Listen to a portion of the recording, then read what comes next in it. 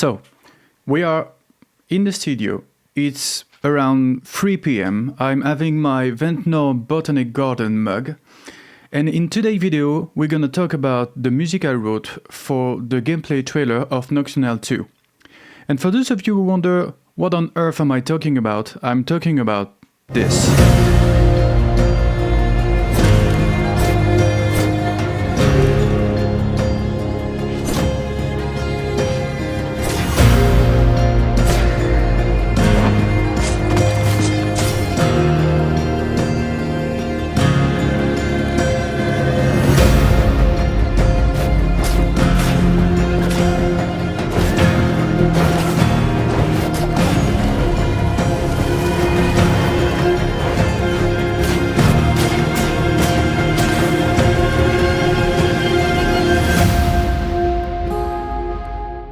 So with this trailer, the initial idea of Sunnyside was to create something very aggressive and brutal to kind of stand out from all the trailer we were supposed to see at the edgy French Direct of this year.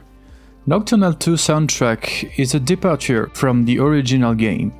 Gabriel from Sunnyside is a huge fan of the Last of Us series, and he wanted me to incorporate more acoustic instruments to this new game.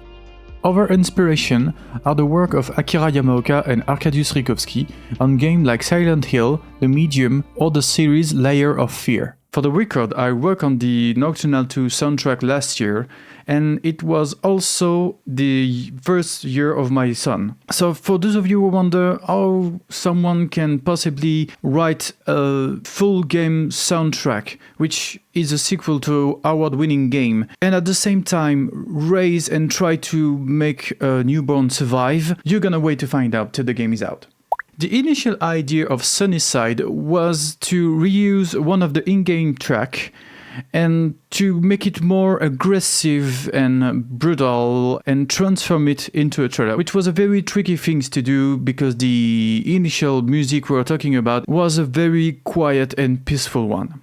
So it was a real pain to turn that into the most violent, organic and disturbing track I could. The first thing I did to achieve this was to take one of the original sample from the original game track, render it into a WAV file, and import it into my new trailer project. And obviously, as the tempo wasn't the same between the two projects, I have to stretch the original file, which was exactly what I wanted to do, because by stretching that much the original file, we get this kind of annoying sound, you know, like this glitch and sounds degradation you get when you stretch a WAV file too hard, which was, in my opinion, a good way to make something sound disturbing and kind of uneasy.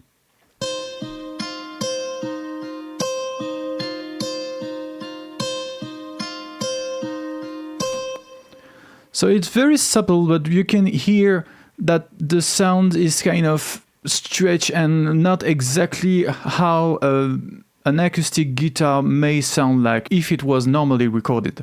The second thing I did was to create some kind of a textural sound out of the same wave format.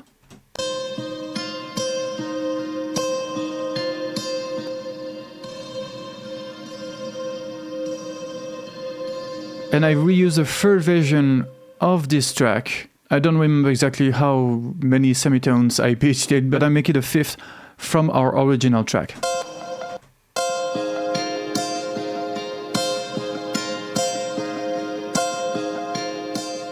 And finally, I've used another sample instrument. This time it was PLCK nylon from musical sampling. I recreate the original MIDI data, and I've processed it quite heavily to have another kind of texture to this track.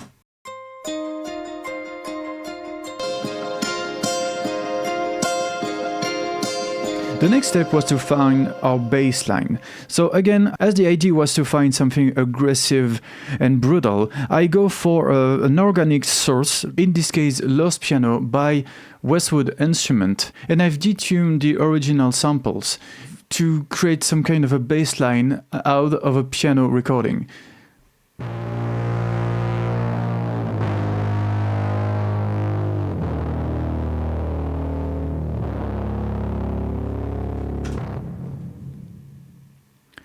I've also doubled it with an instance of Lost Guitar, also by Westwood instrument. Again, I've played with the pitch. It just creates another kind of sub-level to our bass.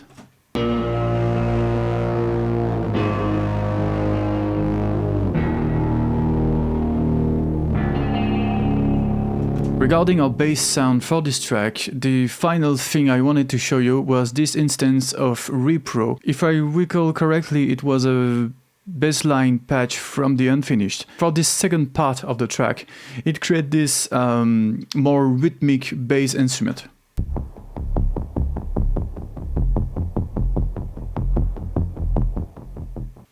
Strings. Regarding strings arrangement for this track, as much as I could, I go for solo instruments. So we're gonna find instances of solo strings Untamed by Westwood instrument. We also have some instance of Blackwater Novella, again by Westwood instrument, but the ensemble size instrument in this track are here more for some kind of underscoring purpose. Again, the idea was to make something sound as big as it can be, but by utilizing the smallest ensemble I could. So our first two instruments here are the cello from Novella Origin,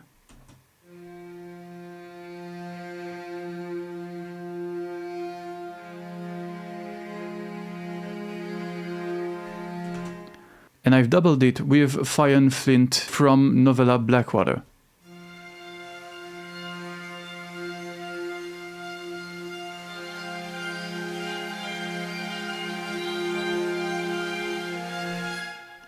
Other strings are mainly solo long performance stringed instruments like the violin and viola from the Untamed series, and also the Shah Kaman from Evolution series Color series. And for some of these instruments like the viola and the Shah Kaman, I've used a pitch modulation and automation to add some bit of movement and fake some note change without using like too many notes or legato transition, because again I wanted the overall thing to sound as disturbing and weird as it can be, as if each chord progression was made by bending the note instead of just playing or sliding to it.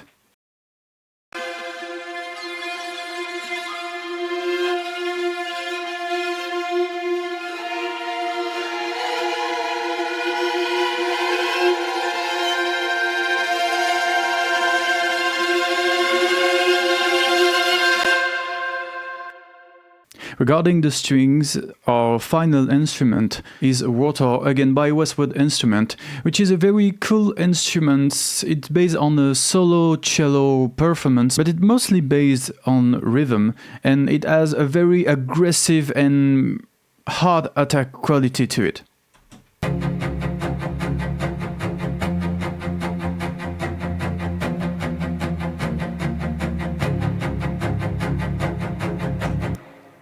I had some bit of movement from the strings, like a tremolo here, again from Blackwater, and some back bow attack at the very end of the track. But regarding the strings, everything is just right here.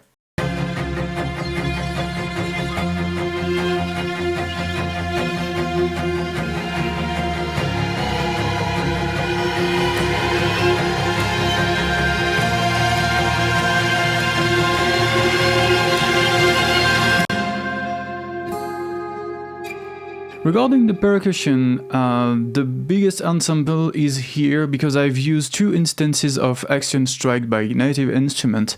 But as for the largest ensemble from the string section, they are here mostly to add some movement and rhythm to the overall track, but they're absolutely not in your face, which is not the case with this sample I've used. Most of them are from a free pack from Negativist YouTube channel. I really recommend you to check that out. And as you can see, I've got pretty intense on the stretching process again. The idea was the same.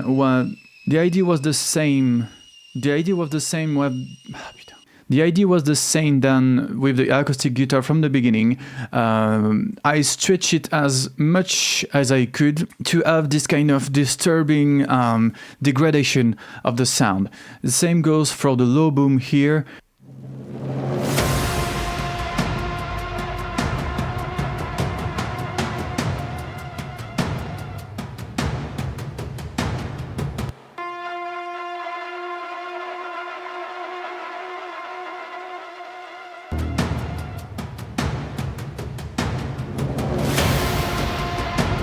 Finally, I've added an instances of Djembe X3M from Strezov sampling at the end of the track just to emphasize the dramatic intensity of the trailer.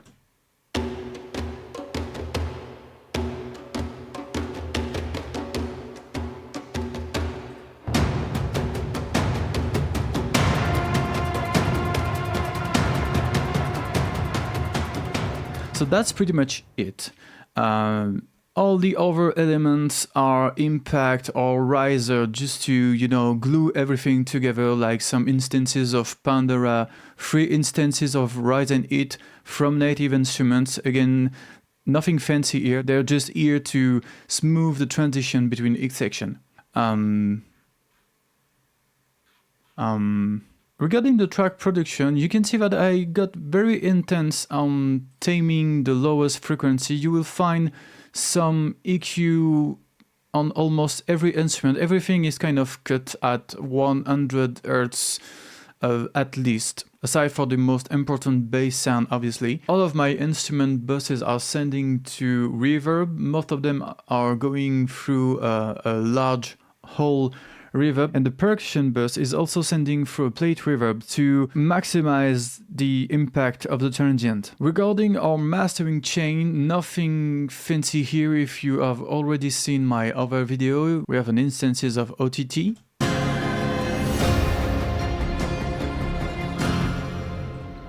Wider to stretch up the stereo field.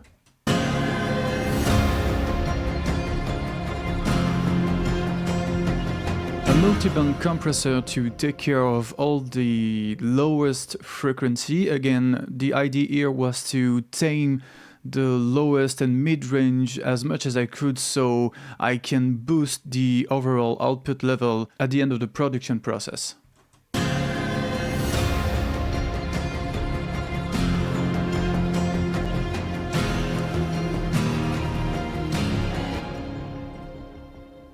A slight bit of EQ again to make sure that everything is kept under control, and I've added a tiny bit of hair here.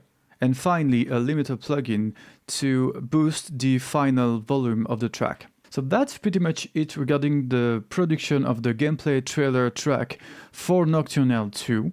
I hope you like the result, and I can't wait to show you what we made for the final game. In the meantime, please consider wishlist the game on Steam to make sure that you are aware of the release, and to support the work of Sunnyside is very, very important to them. And I'll see you on the next one.